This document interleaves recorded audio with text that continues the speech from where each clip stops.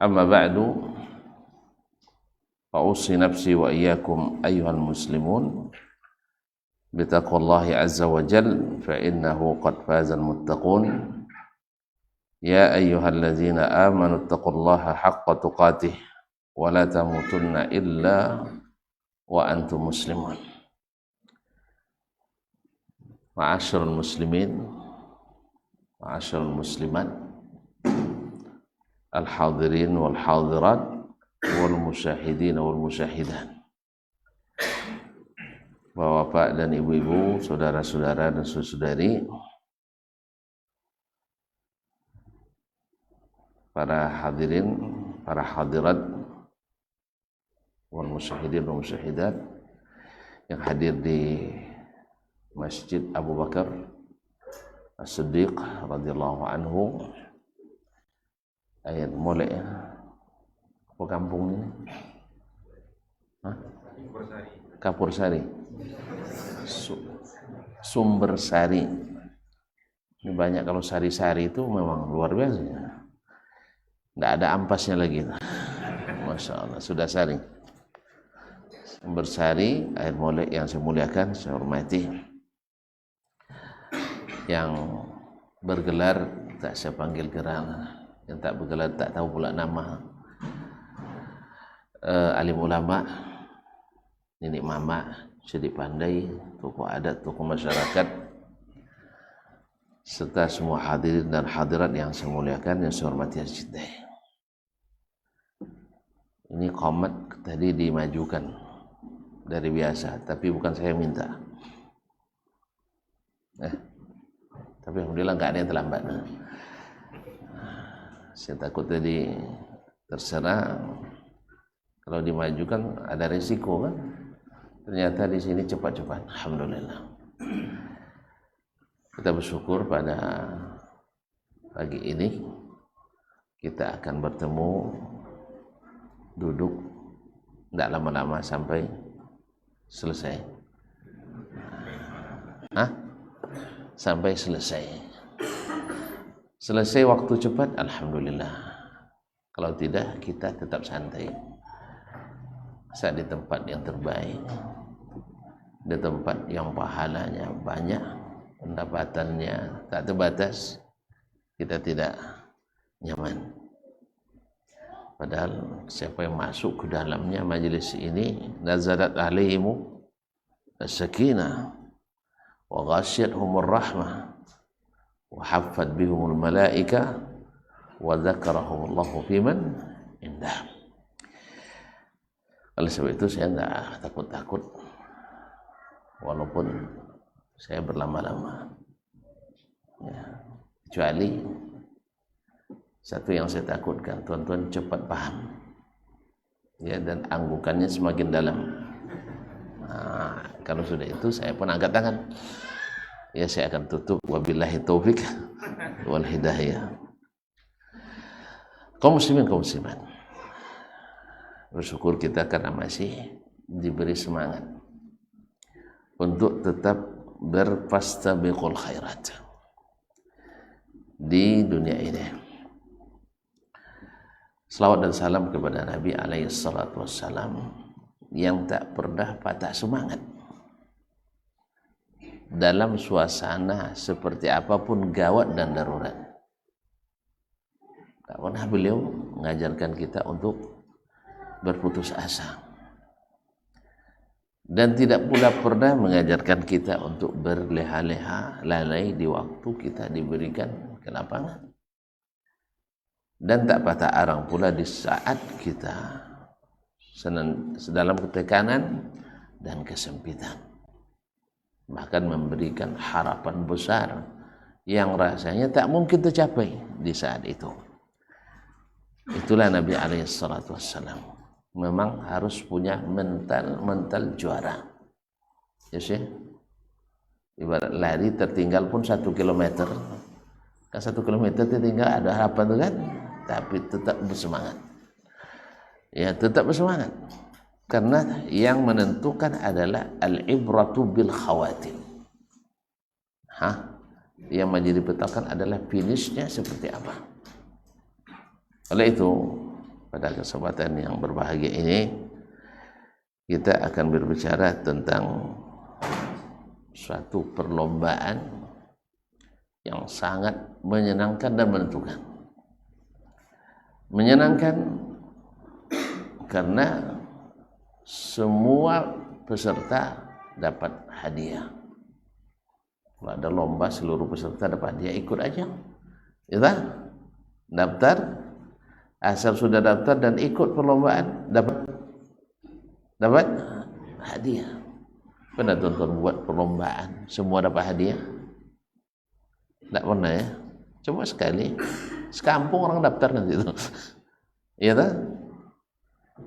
Coba nanti bikin perlombaan, semua peserta dapat hadiah. Saya sering coba, Masya Allah, sampai pendaftarnya 400 orang. Apa sebab? Bahasanya seluruh peserta dapat hadiah. Semangat enggak? Apalagi kalau hadiahnya besar pula. Apalagi hadiahnya besar pula.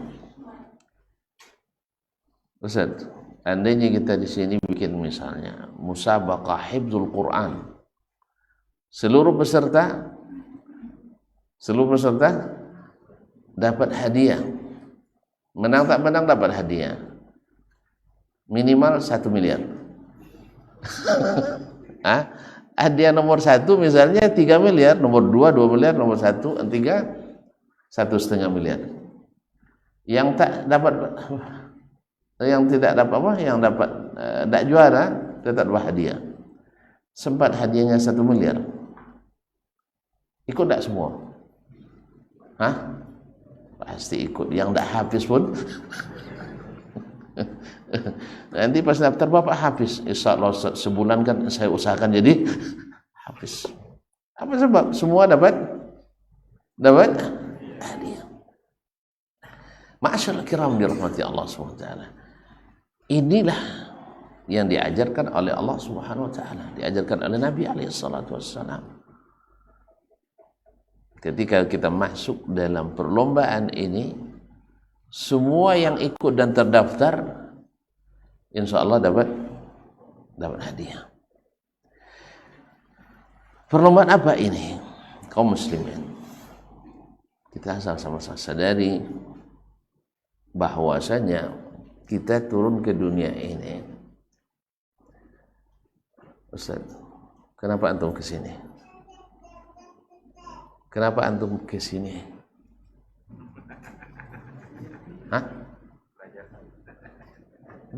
Belajar. Ya Syekh, kalau belajar lagi kapan ngamalkannya? Kita turun ke dunia ini ngapain? Apa visi kehidupan kita? Apa makna visi? Tujuan akhir dari kehidupan ini. Cita-cita tertinggi kita apa? Masuk surga, mantap. Betul, masuk surga. Karena kita di sini perantau. Ada yang perantau di sini. Tapi jangan nikah di sini. Udah nikah di sini tidak perantau lagi tuh. Ada perantau, kata Nabi alaihi salatu wasallam, kun fid dunya ka'annaka ini tidak bisa jadi ikut peserta nampaknya. Kun fid dunya ka'annaka gharib au abiru sabil. Jadilah kamu di dunia ini seperti orang asing. Tapi orang asing yang tidak menguasai. Kalau sudah asing tapi menguasai berarti tidak asing lagi tuh. Penjajah kan? Kan penjajah kan? Pernah kita dijajah orang? Pernah tidak orang asing menjajah kita? Ada. Tidak usah sebut-sebut lagi. Trauma kita. Dan jangan sampai kembali. Ma'asyarul kiram dirahmati Allah. Au abiru sabil, atau orang yang musafir. Abir, penyeberang. Sabil, jalan. Penyeberang jalan. Tapi ini digunakan untuk orang yang musafir. Musafir ingin cepat sampai itu ingin lambat sampai. Tidak pernah musafir, Pak? Hah? Tidak pernah musafir? Pernah kan? Ingin cepat sampai ingin lambat. Buktinya pas di loket stasiun ambil tiket, ngantrian berebut antrian atau antum aja dulu, datang orang antum aja dulu, saya belakangan gitu ya. Ketika beli tiket atau ketika check in, tidak pernah beli tiket. Ngisi bensin lah di SPBU, ya. Awak ada antri itu. Habis itu, bapak ini kayaknya lebih jauh, duluan gitu ya. Orang berebut ingin cepat, apalagi perjalanan pulang. Belum sampai dia telepon, udah diangkat sama anak. Ustaz, mana makmu, mana ibu? Lagi sholat? Ya, alhamdulillah. Kenapa dibilang alhamdulillah? Tidak paham, belum dewasa. Belum dewasa. Dia bilang alhamdulillah kenapa? Dia dah 3 bulan tidak pulang.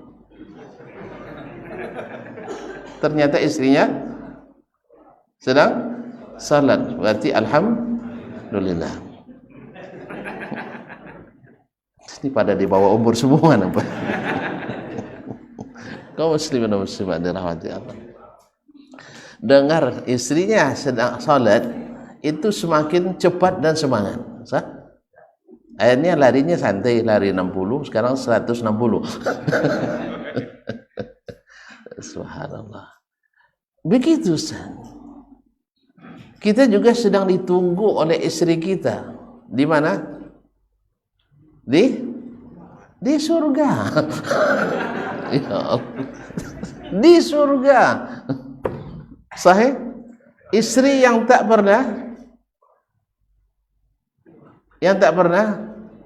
berhalangan. Ini yang berhalangan, kadang tidak berhalangan, yang kadang tidak berhalangan pun ada juga penghalangnya. Ya kan? Ya kan? Semangat pulangnya begitu menggebu-gebu. Sah? Ya. Apalagi akan bertemu dengan istri yang tidak ada halangan dan tidak ada paham. Tidak ada halangan, tidak ada penghalangnya. Tahu beda halangan yang penghalang? Kalau halangan sudah tupoksi rutin itu tiap bulan. Kalau penghalang?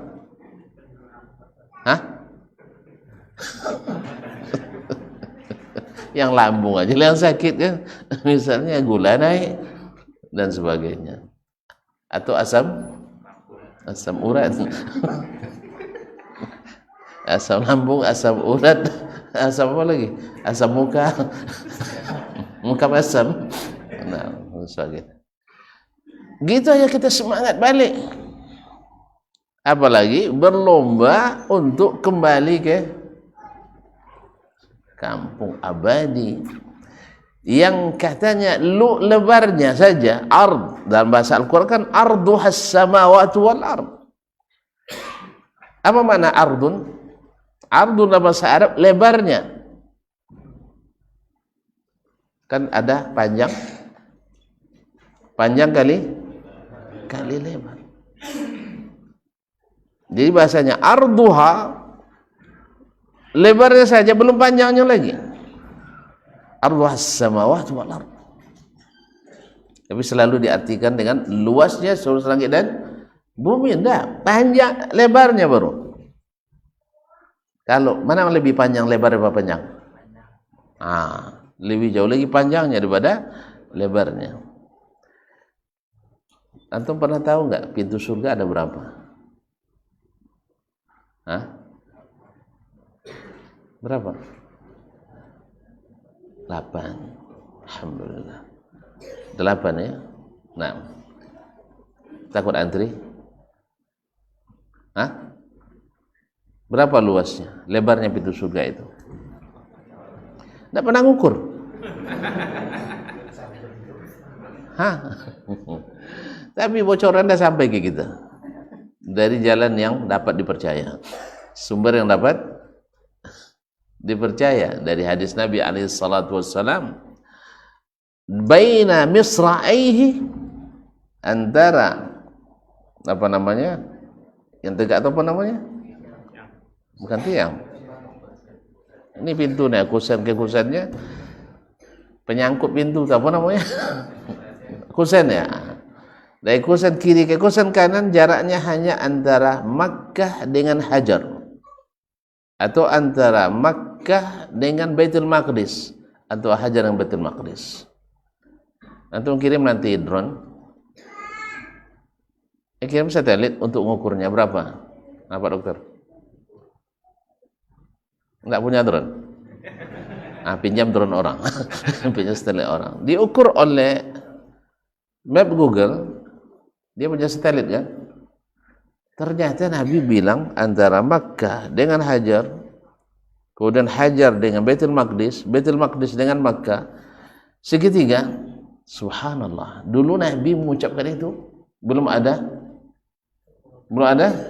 satelit, tapi jaraknya kalau Nabi dibilang sama, segitiga sama, lupa lagi belajar SD, segitiga sama sisi, masya Allah. Diukur oleh Google, ternyata subhanallah sama. Berapa jaraknya? Hanya 1 bulan perjalanan pakai onta. 1 bulan perjalanan pakai onta berapa jaraknya? Baca sirah Nabi itu tuh bukan paham. Makkah Madinah ditempuh dalam waktu 8 sampai 10 hari. Berapa jaraknya sekarang? Apaan? 10 sampai 12 hari. Berapa jaraknya sekarang? Enggak tahu juga.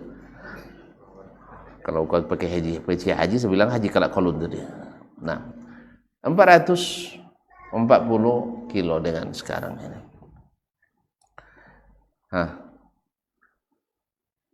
Kalau sebulan berapa jadinya? Nah, lama sekali ngitung, enggak dina. Saya aja libur. 1.200 kilometer jaraknya. Sama semuanya. Makkah Hajar, Baitul Maqdis, Makkah. Itu sama. 1.200 kilo. Nanti coba antum naik onta dari Pekanbaru ke Jakarta. Kan jaraknya sama tuh, 1.200 kilo. Kapan kita mulai? Iya, saya tunggu bulan depan hasilnya.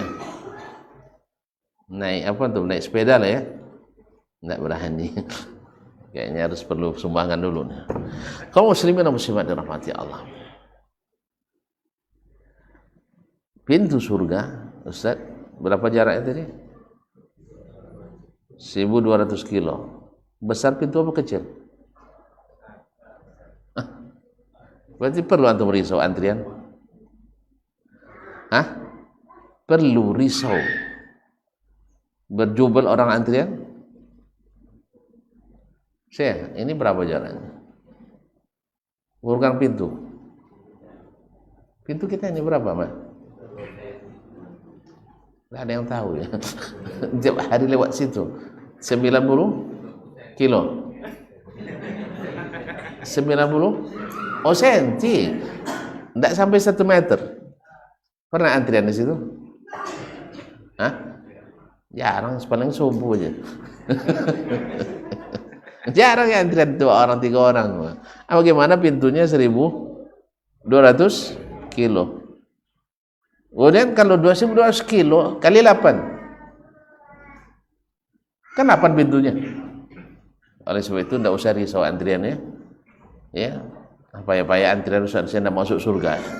Nah, kaum muslimin, kaum muslimat dirahmati Allah. Jadi kita diturunkan Allah ke permukaan bumi ini bukan untuk berlama-lama di sini. bukan untuk menumpuk kekayaan dan harta di sini. Apalagi menumpuk dosa dan maksiat di sini. Tetapi adalah untuk mengumpulkan dana untuk membeli kembali surga yang dulu kita tinggalkan. Itulah salahnya antum, hanya gara-gara sebatang pohon. Karena hanya gara-gara sebatang pohon. Tahu pohonnya? Pohon apa? Kata syaitan khuldi. Iblis yang bilang, Allah dulukum ala syajaratil khuldi wa mungkin la yablah. Mau tak kalian aku tunjukkan pohon keabadian dan kerajaan yang takkan pernah berkesudahan, habis. Maka Adam tertipu oleh iblis. Adam tertipu oleh iblis. Kalau bahasa kita sininya takicu dengan tarang. Kan sudah katakan alam aqul lakuma inna syaitana lakuma aduun mubin. Apa Adam? Sudah saya katakan jelas-jelas kepadamu. Hawa, kan sudah aku bilang. Syaitan adalah musuh yang nyata, tapi tertipu juga. Inni lakuma nasihun amin. Saya ini bagi kalian berdua tukang beri nasihat yang dapat dipercaya. Hanya gara-gara dibilang sama iblis, saya lebih duluan makan garam dari kalian. Saya lebih duluan makan kerak dari kalian, tunduk itu kepada kedua. Kan kita selalu begitu. Kenapa tuh percaya sama Ustaz Dasman? Berapa lo umurnya baru? Betul? Baru kemarin, anak kemarin sore, saya lebih duluan makan garam. Dia duluan makan kerak. Padahal makan garam tuh bikin darah tinggi. Makan kerak bikin penyakit kanker. Jadi yang dikatakan bukan lebih dulu makan garam, tapi lebih duluan dapat ilmu daripada ini. Inilah Adam dah dapat ilmu dari Allah. Wa 'allama Adam al-asma'a kullaha. Sah? Dan diberitahu ini iblis ini musuh yang nyata, tapi tertipu juga. Fadallahuma bighurur. Keduanya ditipu oleh Adam. Keduanya ditipu oleh iblis. Tertipu di antara. Apa katanya? Manahakuma rabbukuma an hadhihi syajarati illa an takuna malakaini aw takuna minal khalidin. Dan Hawa, dengar abang baik-baik. Ya kan iblis kan lebih tua kan? Mana lebih tua? Ada apa iblis? Ini lupa sejarah tuan-tuan, maka kena tipu lagi nanti nih. Ya, tipu lagi. Gara-gara umurnya lebih tua. Saya dengan baik-baik lebih duluan hadir dari kalian. Lebih duluan lahir. Oleh itu dengan baik-baik. Saya punya bocoran. Makanya yang bocor-bocor itu jangan yang bocor-bocor itu jangan diikuti, bahaya. Nah, jangan yang bocor. Saya buat bocoran.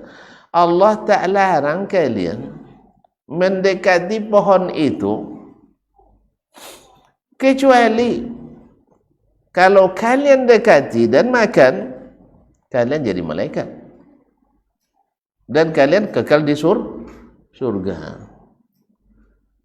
Bisa-bisa Adam sama istri kan, iya losonya.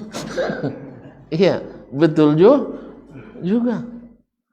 Akhirnya falamma dzaqas syajarata badat lahuma sawatuhuma.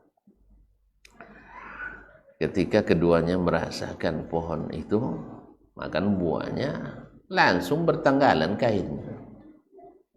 Gimana kalau bertanggalan kain? Tak hukuman atau apresiasi? Hah? Gimana? Dilucuti pakaiannya, hukumannya. Terus sekarang kayaknya prestasi kayaknya. Semakin tidak berpakaian semakin dibayar mahal. Allah musta'an. Gaya-gaya iblis sudah banyak lagi. Alhamdulillah. Semakin tidak berpakaian semakin mahal. Taib. Singkat cerita, itu yang membuat kita harus berjuang kembali. Harus berjuang kembali. Harus berjuang kembali dan berlomba. Siapa yang lebih cepat, dia akan lebih tinggi derajat. Gitu tak? Kalau boleh mengumpamakan, ya seperti orang di sana jual tanah kapling, tempat strategis. Ya, siapa yang cepat dapat yang paling bagus posisinya. Kalau tidak bagi yang ujung belakang sana. Ya. Tapi tidak sama dengan kapling dengan surga. Nah, itu aja. Surga walaupun yang sudut-sudut. Ya, walaupun yang sudut-sudut. Kan tuan-tuan tahu sendiri, ikhwan, kaum muslimin muslimat. Orang yang terakhir masuk surga, otomatis terakhir keluar dari neraka. Ada yang mau? Hah? Woi, tolong jangan sampai. Ya, yang terakhir masuk surga dan terakhir pula keluar dari neraka. Habis itu dah tutup. Tidak ada lagi yang akan masuk surga, tidak ada lagi yang akan masuk neraka. Ada yang bercita-cita seperti ini? Hah? Nah, coba bayangkan. Yang ini pun diberikan Allah Subhanahu wa taala 10 kali lipat dari nikmat yang Allah berikan kepada orang yang paling bahagia di atas permukaan bumi ini. Siapa yang paling bahagia di dunia ini? Yang paling besar kekuasaan, yang paling besar kekayaannya, Allah berikan berkali-kali lipat itu kebahagiaannya. Itu yang terakhir masuk. Tertarik? Tertarik? Hah? Biar pengalaman pula Ustaz. Kalau saya tidak tertarik, jangan sampai masuk neraka. Oleh itu kaum muslimin dan muslimat dirahmati Allah SWT, di sini kita diberikan Allah kesempatan untuk istibaqah, berlomba-lomba untuk mendapatkan penghasilan itu, penghasilan. Dan subhanallah, Allah Maha tahu kita ini tidak terbuka baginya semua pintu. Kan ada orang seperti kata Imam Malik rahimahullah, datang kepadanya Abu Abdillah Al-Madani, seorang ahli zuhud dan ibadah di Madinah. Datang menasihati Imam Malik. Tentu tahu Imam Malik ya? Tahu kan? Ini ngangguk-ngangguk, tidak paham nampaknya. Imam Malik rahimahullah. Tahu? Imam, salah satu imam mazhab yang 4. Yang paling dikenal dengan keahlian fikih dan hadisnya. Seseorang kalau sudah punya keahlian kedua fikih dan hadis, itu paling disegani dari kalangan ulama. Karena dia di hadis dia jagonya, di fikih dia juaranya. Itulah sebabnya katakan Imam Al-Baji rahimahullah ketika menasihati kedua anaknya, wahai anakku, kalian jangan sampai taklid buta kepada seseorang siapapun, kepada seorang pun ulama dalam beragama ini. Tidak boleh taklid buta. Tahu taklid buta? Hah? Tidak pernah jadi orang buta. Nah, orang buta kemana disuruh mau dia. Tak? Padahal di sana ada yang terang, tapi dia tidak nampak. Macam mana pula? Makanya tidak boleh taklid buta. Tapi mengikut boleh. Tapi ketika dia terperosok, tarik dia. Jangan ikut. Jangan ikut. Ini ibaratnya ini imam kita nih. Dia nak masuk ke dalam lembah, jurang. Antum ikut juga ke? Hah? Hah? Nak tes selamat tak selamat ni kan? Enggak. Ketika dia nak termasuk, kalau dia masih hidup kita tarik. Kalau dia sudah terjatuh dan mati, kita angkat ke atas. Sah? Sah? Jangan ikut terjun pula. Syekh kita terjun, kita terjun pula. Siapa yang selamatkan? Tapi ketika syekh kita tergelincir, maka kita tarik tangannya kalau masih hidup. Sah? Tapi kalau seandainya dia sudah terlanjur jatuh dan mati, karena saya mati kita ikut pun ikut mati. Hah? Tidak, ya kan? Apa yang kita lakukan? Buat langkah-langkah penyelamatan, selamatkan jenazahnya, lalu doakan dia selalu. Mudah-mudahan Allah tidak beri dia dosa. Itulah gunanya murid itu. Itulah gunanya anak itu. Memohonkan ampunan untuk gurunya, memohonkan ampunan untuk murid, untuk orang tuanya atas kesalahan yang telah diperbuatnya. Dan kita di belakang, dulu ayah misalnya, ayah kita silap dia tidak tahu hukum sehingga makan riba. Sekarang kita tahu, biar soal sama ayah ini besok. Jangan. Kita selamatkan ayah kita, aset-asetnya yang dari riba kita bersihkan, dan kita mohonkan ampunan untuknya. Kaum muslimin, kaum muslimat dirahmati Allah SWT. Nah, di dunia ini kita diberikan Allah SWT. Imam Malik tadi dinasihati oleh Abdul Madani. Ya Aba Abdullah, saya melihat kamu terlalu banyak berinteraksi dengan orang lain. Macam dai lah, macam ulama, tentu lebih banyak interaksinya dengan masyarakat. Bagi orang zuhud dan ahli ibadah, melihat dia solatnya hanya solat wajib, solat sunat rawatib, kemudian solat sunat malam, tak terlalu seperti orang. Dia tentu inginnya selesai solat rawatib, solat sunat mutlak 1000 rakaat, 2000 rakaat dia, ya tak? Dan tidak tidak banyak bersembang sama orang. Selesai pokoknya tidak banyak berhubungan dengan orang, sebab banyak berhubungan, banyak cakap, banyak salah, banyak duduk, banyak riba, ya tak? Makanya dia tidak mau. Maka saya nasihati kamu, kurangilah untuk berinteraksi dengan manusia. Ini ngajar tiap hari, dakwah tiap hari. Kapan lagi untuk beribadah? Bagi dia, dakwah itu sebagai main-main. Di sini ngajar, di sini ngajar, di sini ngajar, di sini. Kapan lagi untuk kamu sendiri? Kan itu bahasa dia kan. Nah, kata Imam Malik rahimahullah ta'ala, innallaha fataha abwaban lil khairi. Allah itu membuka banyak pintu kebaikan. Farubba rajulin yuftahu lahu babus salam.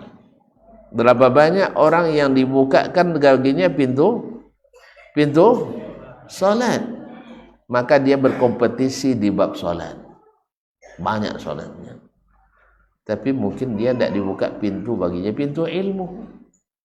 Sahih? Nah, farubba rajulin yuftahu lahu babus saumi. Ada yang Allah bukakan pintu puasa. Kalau bisa puasa siang malam sanggup dia. Yang lain jangankan puasa siang malam, setengah hari aja sering batal. Ya tak? Ustaz, dah puasa paginya, diajak kawan makan siang. Lemah iman lagi tu. Sehingga ada alasan menyenang hati kawan. Ya tak? Kemudian solat puasa sunat, niatkan tak ada tadinya. Dan sebagainya. Kaum muslimin, kaum muslimat yang dirahmati Allah. Wa rabba rajulin yuftahu lahu babu as-sadaqat. Ada yang dibukakan baginya pintu sadaqat. Masya Allah. Kalau sedekah dia babnya. Ya, karena memang banyak uangnya. Nampak dia masjid begini, ada uang, dah selesaikan. Apa yang perlu di sini? Misalnya, karpet, tak lahan lama dia sujud, Nah, ini minimal dicucinya, minimal. Kalau bisa diganti. Masuk dia masjid, tidak ada AC. Ini tidak enak, rupanya sholat di ruang yang tidak ber-AC ini tidak nyaman orang. Makanya ketika ada di sebagian tempat, di situ banyak orang-orang hebat. Hebat secara akademis, hebat secara ekonomi. Padahal karpetnya sudah mungkin tahun 60-an belum diganti. Ya tidak bisa lama-lama sujud Ustaz. Ya, mohon maaf saya sengaja bawa sejadah kemana sejak Covid ini lah ya. Ini jadi terbiasa. Kenapa? Sebagian tempat tidak bisa sujud lama. Apalagi kami yang perut-perutnya besar-besar ni kan. Kalau sujud lama tu sesak napas. Ambil napas lebih sesak lagi kalau dihirup. Jadi akhirnya tebas. Nah, kadang tembus juga kadang tuh. Saya bilang kalau biar ini selesai masalahnya, kipas biar ada atau AC biar ada, karpet biar ada, catnya diperbaharui, bawa orang-orang hebat tuh ke sini sholat. Karena memang saya pantau orang-orang hebat tuh jarang sholat di situ. Dia biasa sholat di rumahnya, ada musola di rumahnya, ya kan? Dalam rumahnya ada musola keluarga. Untuk sebenarnya untuk sholat malam, tapi digunakan untuk sholat siang malam. Nyaman lah dia sholat situ, ruang AC 24 jam. Makanya ketika ajak masjid berat, kenapa? Panas. Tapi kalau dia sudah merasakan bahwa sholat di masjid itu kebutuhan, tempat dia mendapatkan penghasilan yang lebih besar, dia akan usahakan masjid senyaman mungkin. Ma'asyiral kiram dirahmati Allah.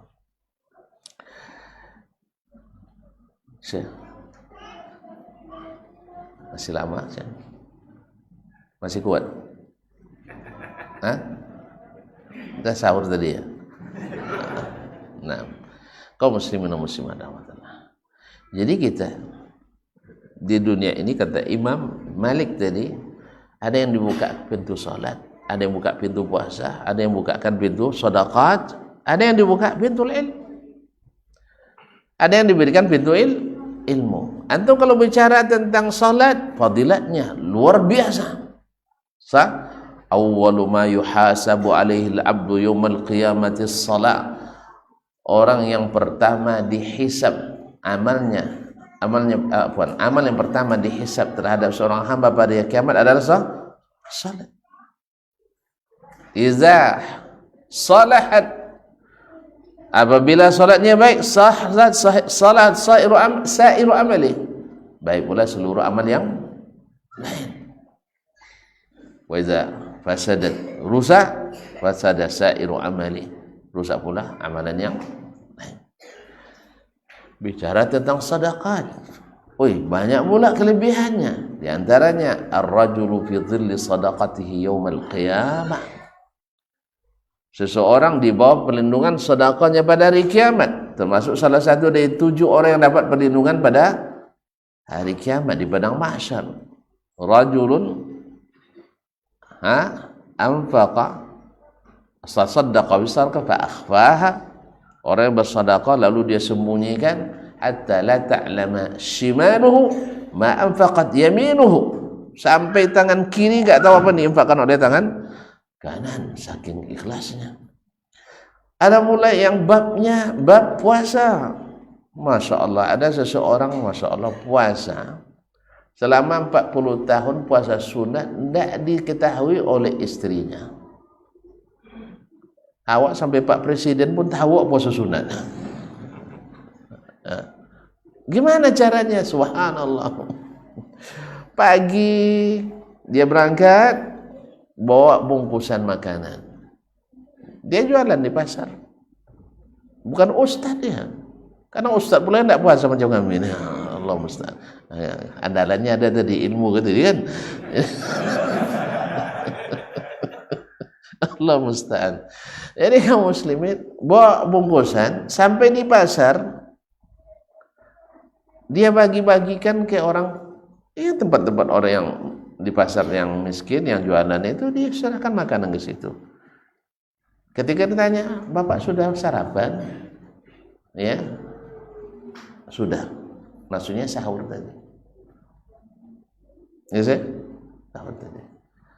Nah, pas pulang, dia bawa makanan di waktu maghrib, dia makan pula dengan istrinya. 40 tahun tak disadari oleh istrinya puasa. Kapan diketahui? Setelah dia meninggal. Kan cerita lah orang pasar ke istrinya, bahwa bekal yang selama dia bawa itu selalu dibagikan ke orang situ. Ini subhanallah, yuftahu babus shaum. Dia berkompetisi di lapangan puasa. Kan ibarat olahraga kan banyak cabangnya. Antum ahlinya di bulu tangkis, ya fokus di situ misalnya yang paling diandalkan. Di sini di lain sebagainya. Ini juga berlaku dalam istibaq dan perlombaan amal.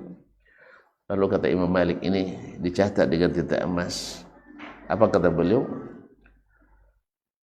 Wa rubba rajulin tahulahu bahbul ilmi.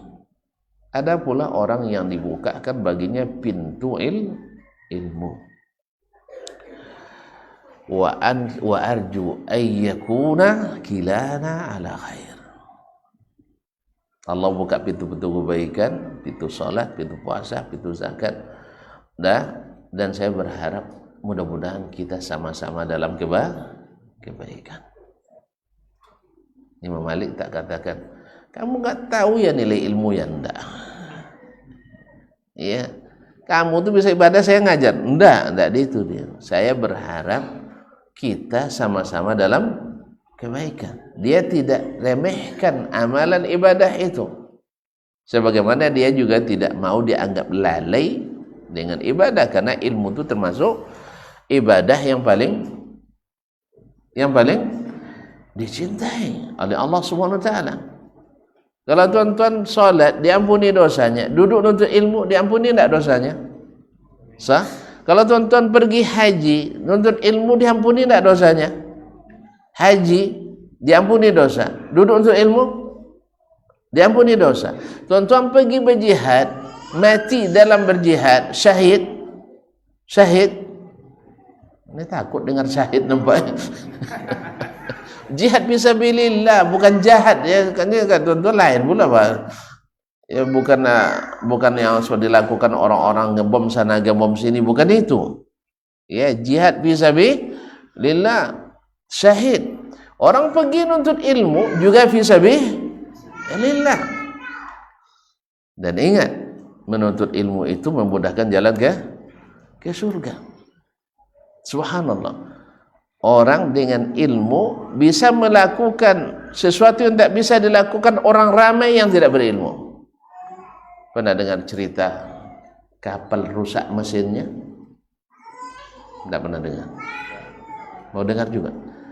Ini kalau cerita pasti mau. Nah, disebut ada sebuah kapal, mesinnya 4 rusak semuanya. Hidupkan yang satu, rusak lagi satu. Gelombang besar. Akhirnya nakhoda nurunkan seluruh teknisinya. Tidak bisa satu pun memperbaiki. Tidak ada yang bisa memperbaiki. Akhirnya terpaksa diumumkan siapa di antara penumpang yang terhormat bisa memperbaiki mesin ini, saya berikan $200.000. Ya, karena yang akan diselamatkan ini orang-orang pada berduit semua. Tahu kemarin kapal yang nengok bangkit Titanic berapa tiketnya? Lupa lagi tuh, tak pergi ya. Iya, tiketnya kalau saya tidak salah $500.000 per orang. Hanya untuk nengok bangkai kapal. Akhirnya mereka jadi bangkai pula. Iya, jadi bangkai. $500.000 berapa duitnya? Tidak juga tahu gitu ya. Kita hitung ya. 500.000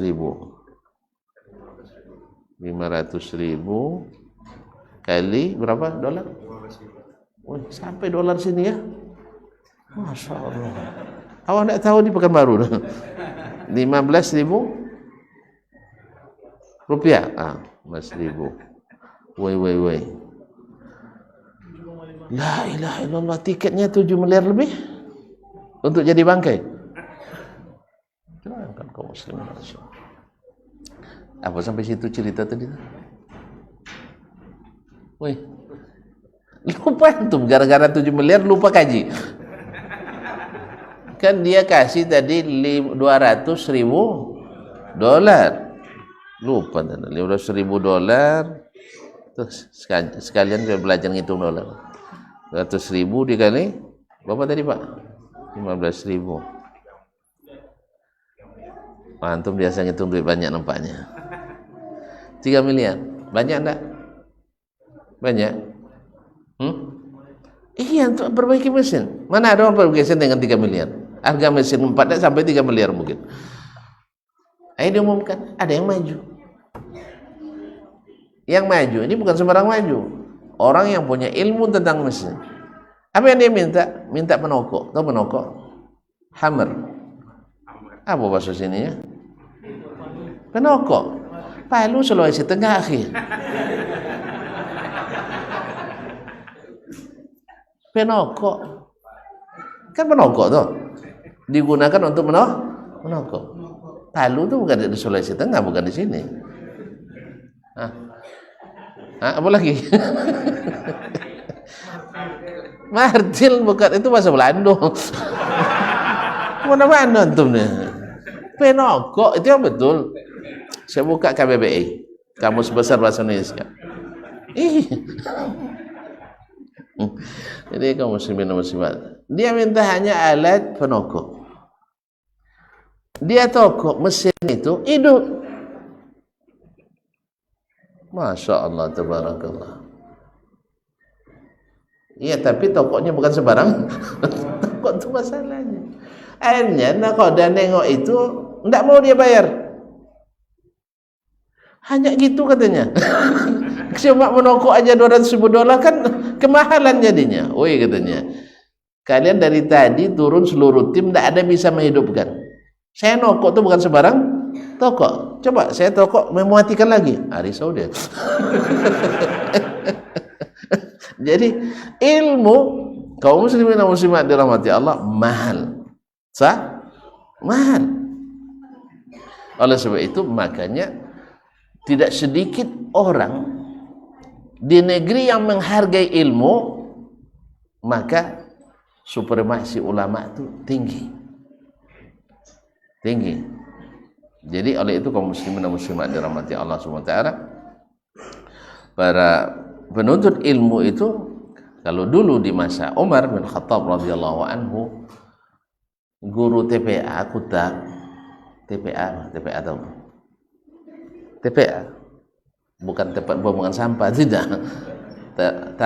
Taman pendidikan Al-Quran untuk menghafalkan anak-anak nih. Tahu enggak tuan-tuan gajinya orang dulu?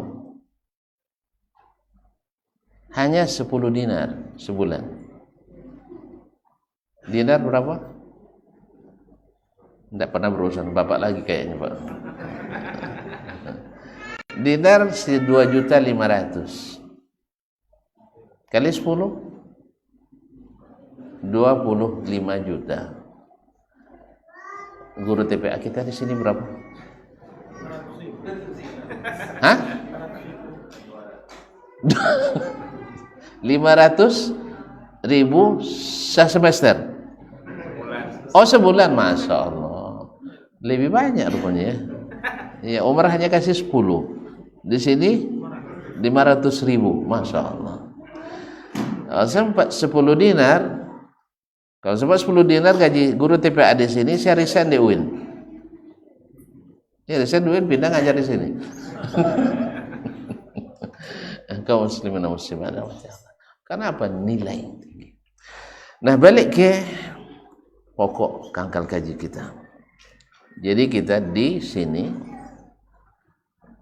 Allah turunkan bukan untuk menetap di sini, tapi kita disuruh untuk berkejar untuk kembali. Makanya setiap perintah Allah menuju akhirat bahasanya berlomba. Sah? Bahasanya berlomba. Wasari'u إلى مغفرة من ربكم وجنة أرضها السماوات والأرض. Berlomba-lomba. وَإِذَا نُودِيَ لِلصَّلَاةِ مِنْ يَوْمِ الْجُمُعَةِ فَاسْعَوْا إِلَى ذِكْرِ اللَّهِ. Berlomba, berkejar. Ya. Nah, kemudian ketika bicara tentang mencari penghidupan, kalau bahasa mencari, wabtaghi fima ataqallahu daral akhirah, cari akhirat. Allah berikan antum sehat, Allah berikan antum sempat, Allah berikan antum tenaga, kekuatan untuk apa? Cari akhirat, bukan cari dunia. Wala tansa nasibaka minad dunya. Kalau bahasa dunia, jangan sampai lupa. Tidak mungkin lupa dunia. Rata-rata dunia itu ingat lebih awal. Sah? Untuk amal akhirat pun kadang dunia juga teringat. Masuk sekolah mana kuliah? Dia apa? Di Madinah. Kenapa di Madinah? Biasa nak Madinah kalau melamar cepat diterima. Itu. Lamar cepat diterima. Tapi ketika masih mahasiswa, kalau udah tamat agak lambat dikit. Makanya anak-anak Madinah banyak melamar sebelum tamat. Allah musta'an. Ya saya, kenapa kuliah di ekonomi? Supaya banyak piti. Sah? Rupanya banyak piti orang. Piti dia tukang hitung aja.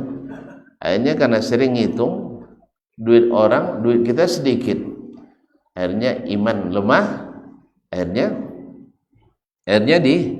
ditilap uang orang. Allah musta'an. Kaum muslimin dan muslimat dirahmati Allah SWT. Jadi untuk dunia wala tansa.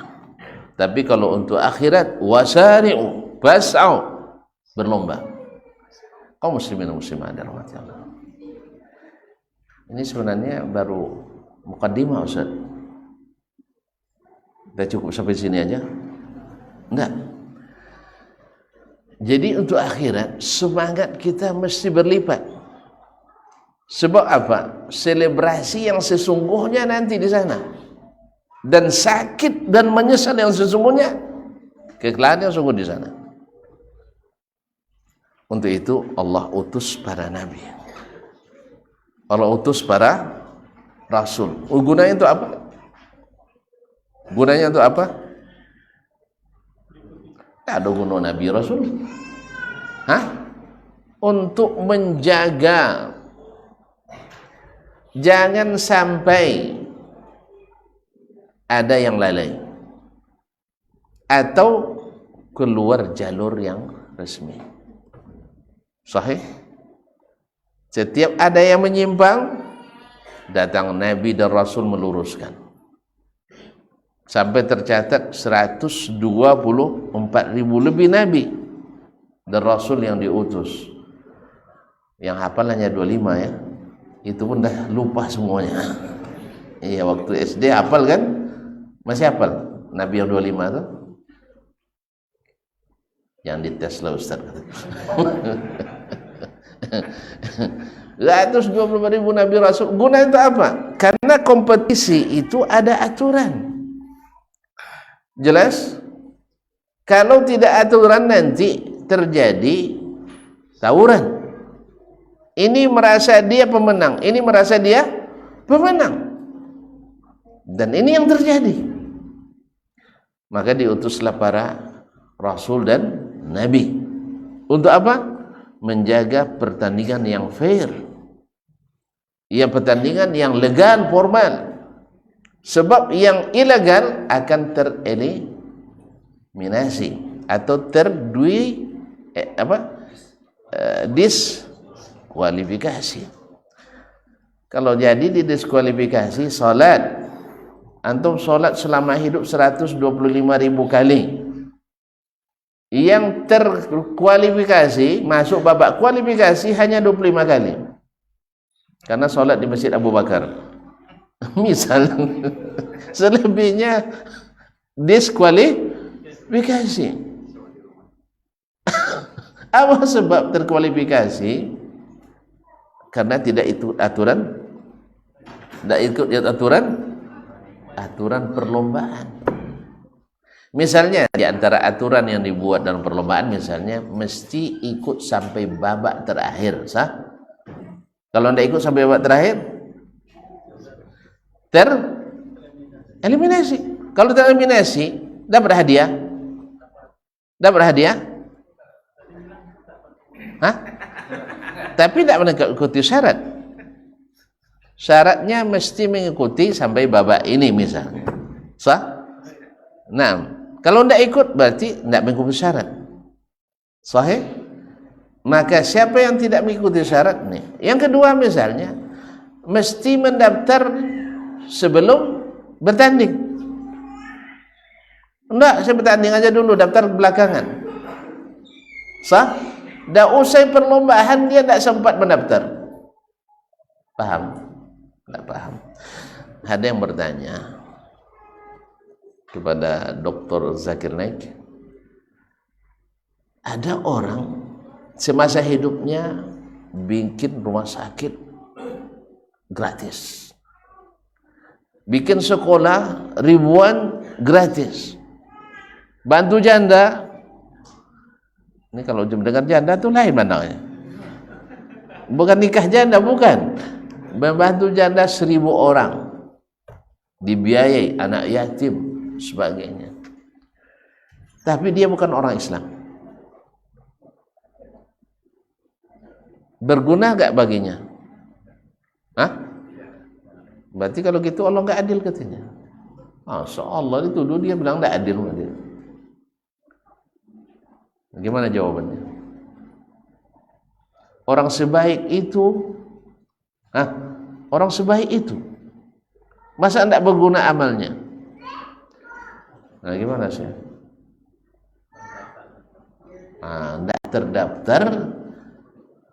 Tidak terdaftar, pekerjaannya ilegal.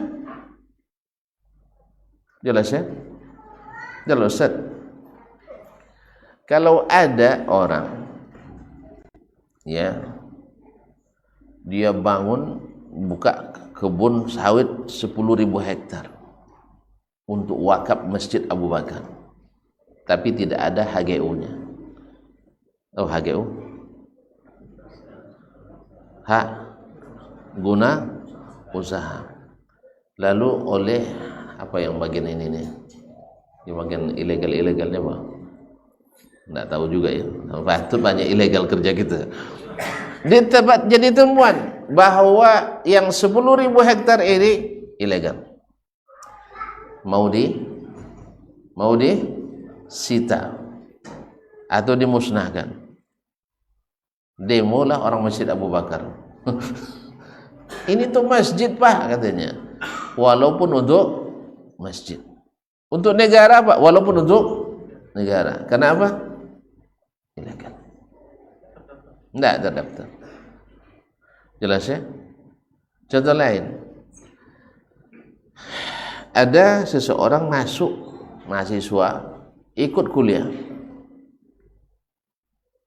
Dia justru hebat, cerdas, ikut ujian nilai paling tinggi, tapi pas tamat tidak dapat ijazah. Boleh nggak dia katakan rektor ini tidak adil, tidak mengeluarkan ijazah? Kenapa? Tidak terdaftar jadi mahasiswa. Makanya tuan-tuan ini karena tidak ada nomor registrasinya, tidak ada ijazah di sini. Kan ya?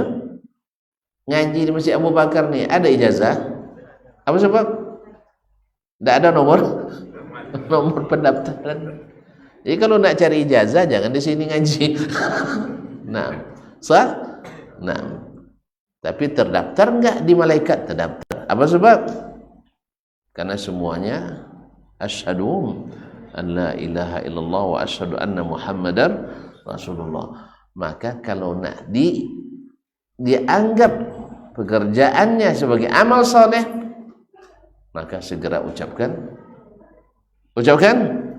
asyhadu an la ilaha illallah wa asyhadu anna muhammadar rasulullah. Orang jahiliyah pun yang berbuat baik masuk Islam, maka amalan semasa jahiliyahnya tetap menjadi pahala. Masya Allah. Aslamta ala ma aslamta min khair, kata Nabi alaihi salatu wassalam. Kamu masuk Islam membawa segala kebaikan yang kau lakukan di masa sebelum Islam. Jelas? Andainya dia tadi daftar kembali, registrasi, lalu kuliah, mungkin pakai akselerasi. Sah? Nah, bisa tamat dalam 2 semester. Ya, 2 pekan lah, 2 semester. Misal gitu ya. Atau tergantung kebijakan. Allah lebih mengambil kebijakan dari siapapun. Jelas ya? Dah. Jadi ada aturan mainnya. Nah, aturan main inilah yang disebut dengan syarat sahnya dan syarat diterimanya amalan. Supaya tidak terjadi kericuhan dalam perlombaan ini, tidak terjadi tawuran antara penonton seusai pertandingan ini, maka yang wajib kita pelajari dan ketahui, dan ditaati aturan main kita yang disebut dengan syarat diterima amal kita. Sebab kalau tidak, itu diperhatikan, berlangsung pertandingan-pertandingan yang tidak fair. Sehingga jangankan jangankan peserta lomba, sampai penonton pun main lemparan botol berisi, bukan botol kosong. Nah, kadang-kadang pakai gas air mata, dan ini yang terjadi.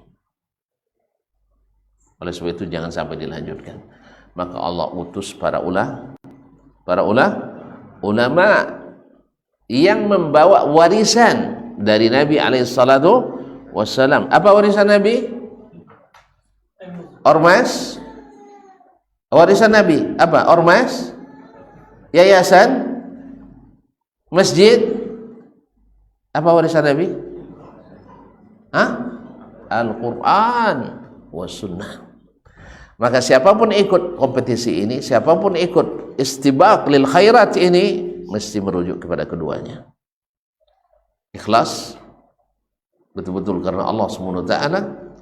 Yang kedua, ikut SOP yang ditentukan oleh Nabi alaihissalatu wassalam.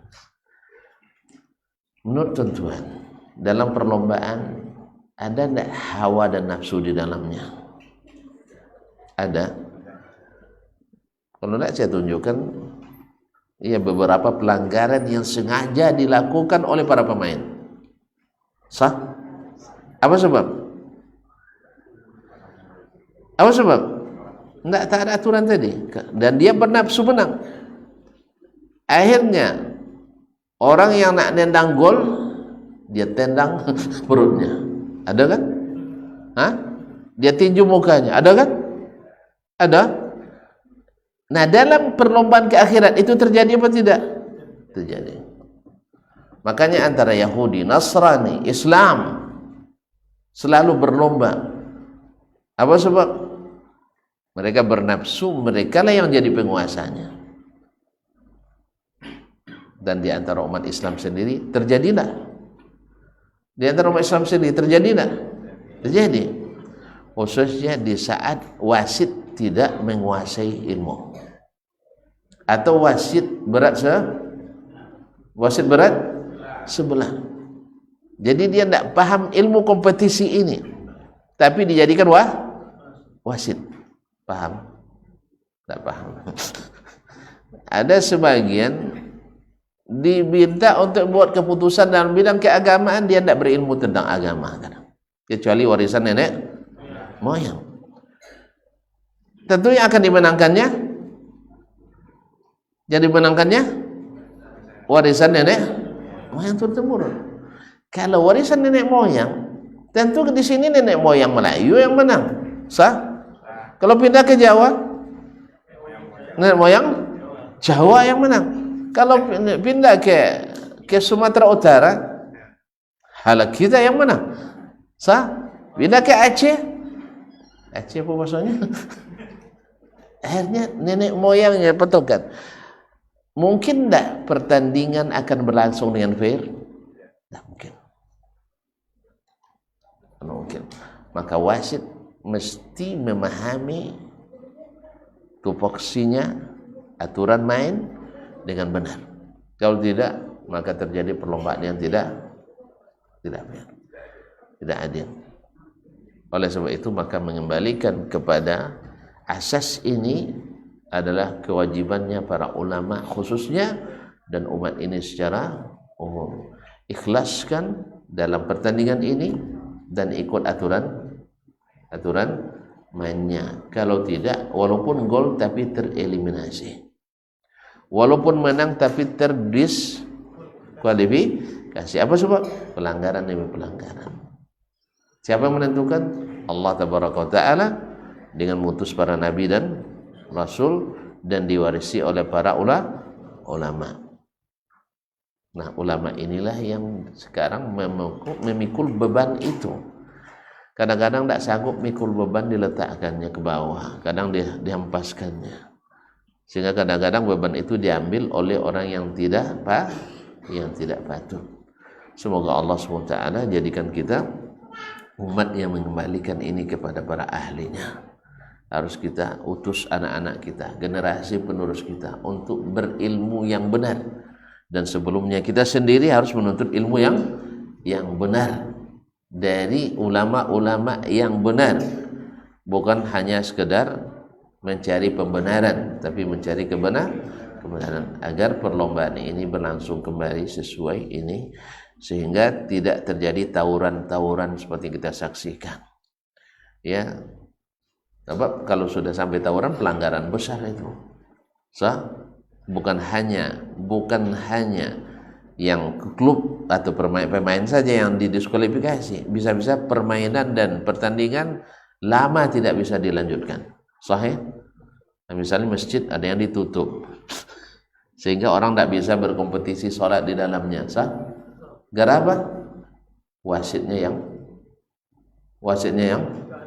yang tidak paham aturan main, sehingga kadang-kadang membuat keputusan yang berat sebelah. Nasallallahu alaihi wasallam wa ta'ala afiyah.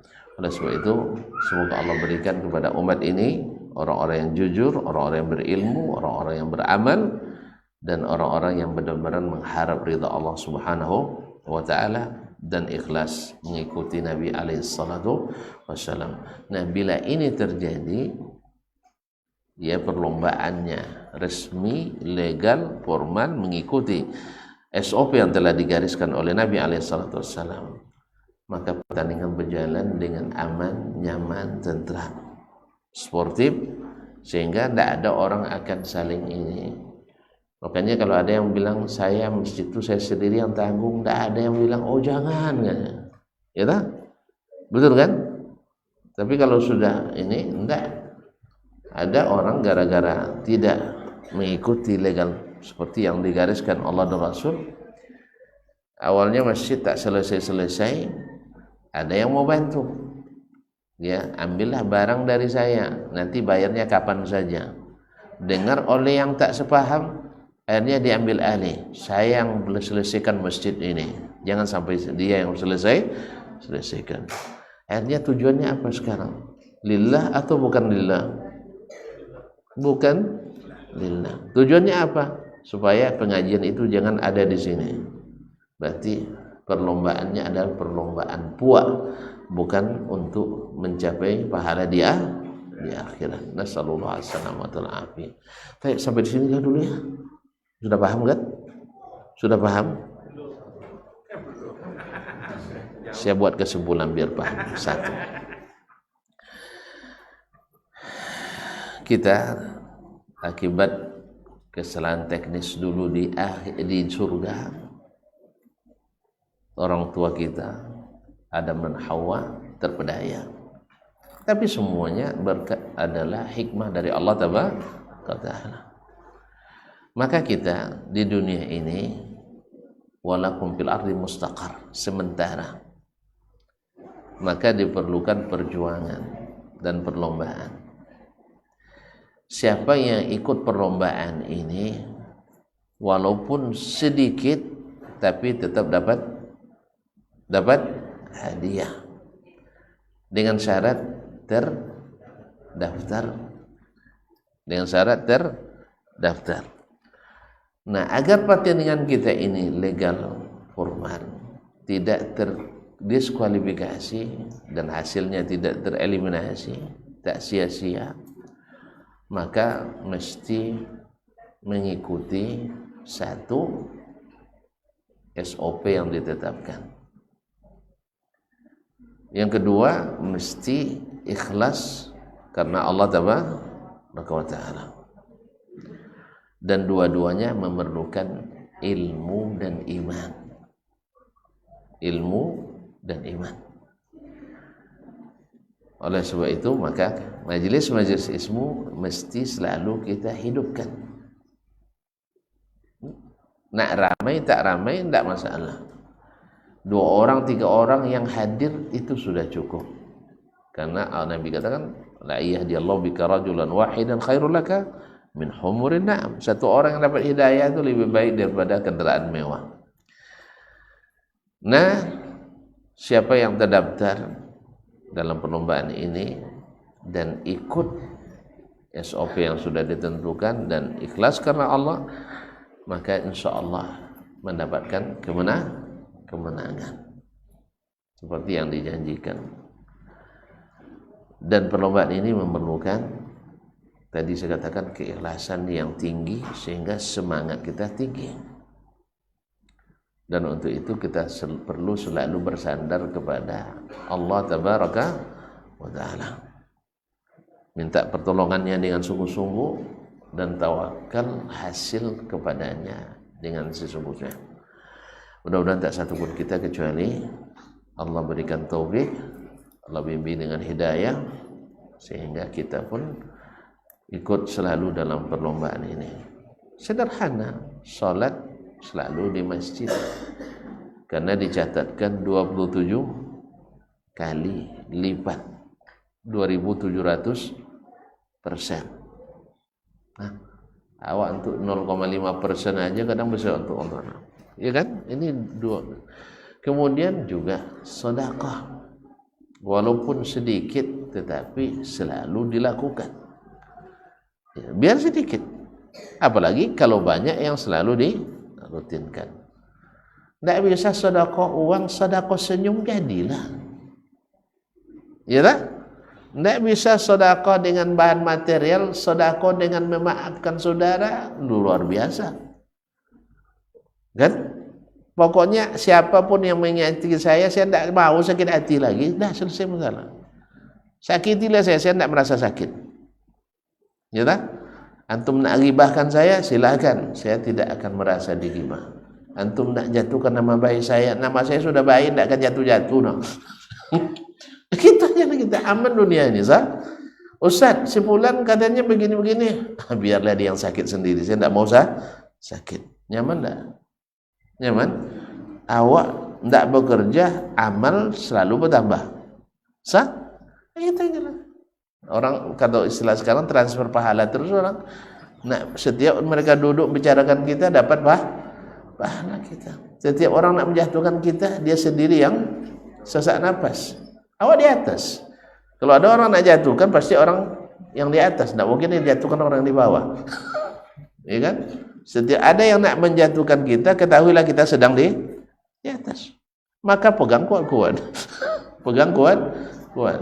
Ya, kalau dia paksa juga nak jatuhkan kita, tarik tangga itu ke atas.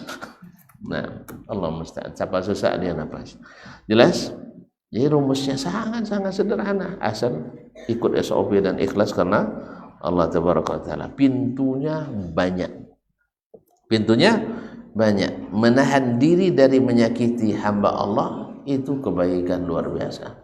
Tapi dengan syarat tadi, lillah, karena Allah Tabaraka wa Ta'ala. Terima kasih teman. Sudah paham kan? Yang bilang belum lagi ya. Nah, gitu kan apa? Enggak. Jadi sengaja nak panjang-panjangkan. Nah, kita ada acara lagi kayaknya. Subhanakallah bihamdik, asyhadu an la ilaha illa anta, astaghfiruka wa atubu ilaik. Terima kasih dan mohon maaf. Wassalamualaikum warahmatullahi wabarakatuh.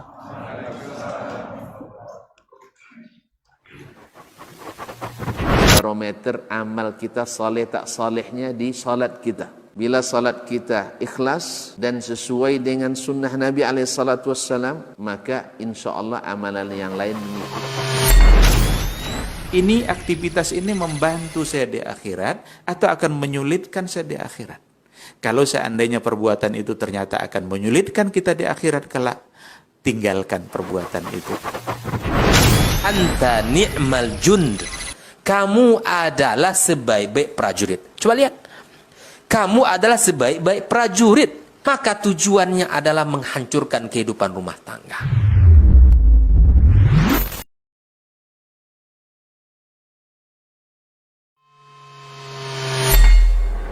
Di para sahabat itu, kaum muslimin, yang terbayang bagi mereka itu adalah infak. Yang terbayang bagi mereka adalah sebuah kebahagiaan, keselamatan di akhirat yang kekal dan abadi di sisi Allah Tabaraka wa Ta'ala. Semua kita boleh klaim sekarang. Kamu cinta Nabi? Cinta Ustaz. Cinta Nabi? Cinta Ustaz. Termasuk saya. Cinta Nabi? Cinta. Kapan tahunya? Besok di akhirat. Maka apa kata Nabi sallallahu alaihi wasallam? Amalur rajuli biyadih. Penghasilan yang terbaik adalah pekerjaan yang dilakukan oleh seseorang dengan tangannya sendiri. Wa kullu bai'in mabrur. Dan setiap jual beli yang mabrur. Ini aktivitas ini membantu saya di akhirat atau akan menyulitkan saya di akhirat. Kalau seandainya perbuatan itu ternyata akan menyulitkan kita di akhirat kelak, tinggalkan perbuatan itu.